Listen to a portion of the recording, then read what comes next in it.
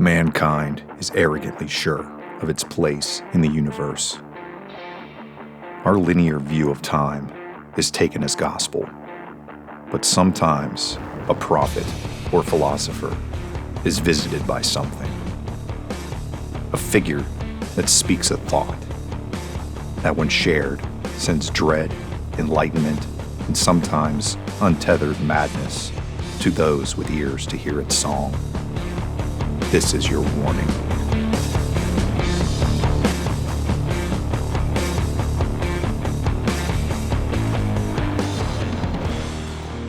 Frederick Nietzsche brought forth a formidable thought experiment in his 1882 work, The Joyful Wisdom, meant to shake the foundations of one's perspective. He asked the reader to imagine a demon who appears to them in their lowest moment in life that proceeds to utter a cosmic truth, that they have to live their lives entirely over and over again in exactly the same order. The demon continues and tells you that every pain and loss, every joy, thought, and feeling will return to you endlessly. Or as the entity puts, in innumerable times more. Also pointing out that in this eternal loop will offer nothing new in it. Nietzsche intended to make this thought experiment an impetus for deep self-reflection, but also admitted that meditating on this could potentially be so oppressive as to cause madness and despair.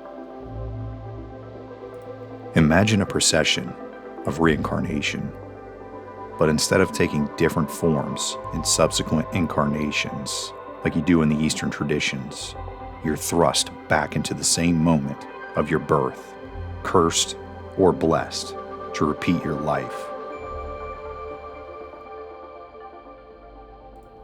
Many point out the apparent annihilation of free will in the stream of existence. But there is a paradox hidden in the layers of Nietzsche's proposition. The question arises that if you became aware of this eternal recurrence, how would you live in order to make the redundancy bearable?